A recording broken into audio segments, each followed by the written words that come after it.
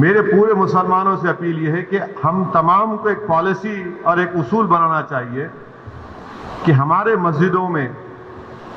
جو 65 سال کے اوپر ضعیف ہیں ان کو ہم روکے کم سے کم 1 جون کے پورے مہینے ختم ہونے تک، کیونکہ ان کے جسم میں امیونٹی کم ہو جاتی ہے، مختلف خدا نخواستہ اگر ان کو ڈائبٹک ہے، بیماریاں ہیں، تو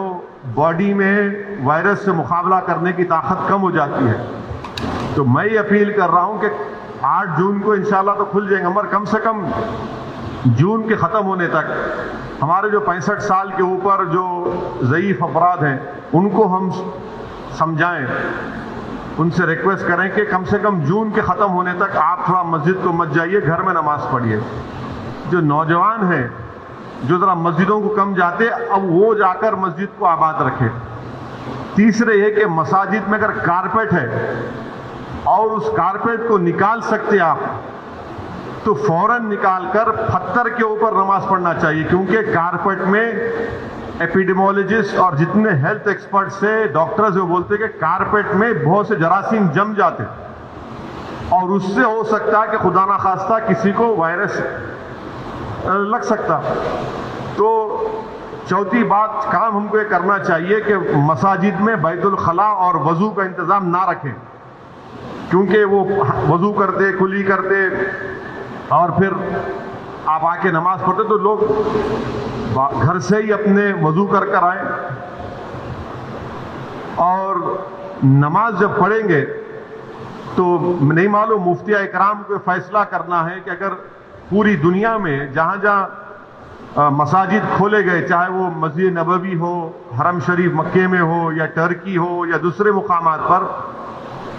ہمیشہ کی طرح جو کھندے سے کھندا ملا کر سب بنتی تھی ویسا نہیں بن رہی اب۔ تو کیا مفتی اکرام یہ فیصلہ دے سکتے پورے ملک میں کہ بھائی جب 8 تاریخ سے مساجد کھولے جائیں گے تو سوشل ڈسٹینسنگ کو برقرار رکھتے ہوئے ہم سب بندی کریں نماز کی؟ یہ ہمارے مفتیوں کو سوچنا پڑے گا کہ کتنا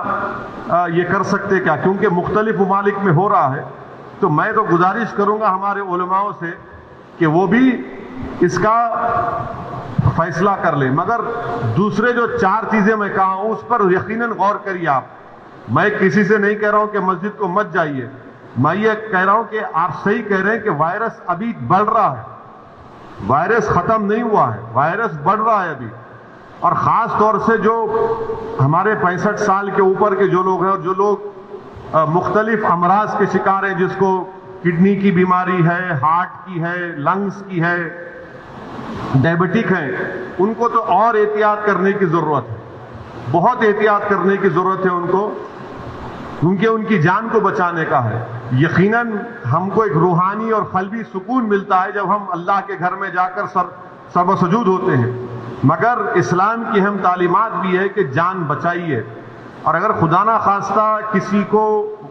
یہ وائرس ہوتا ہے تو پھر ان کے گھر والوں کو ان سے جو ملاقات کیے، پھر ایک نیا سلسلہ شروع ہوتا ہے ٹریسنگ کا، پرائمری کانٹیکٹ کون تھے، سیکنڈری کانٹیکٹ کون تھے۔ یہ میرے احساسات ہیں، اور یہ اسی وقت ہوگا جب ہمارے تمام مفتی اکرام چاہے وہ کسی بھی مکتب فکر کے ہوں، وہ اس کا ایک اجتماعی طور پر نوٹ لے کر سب کو بتائیں۔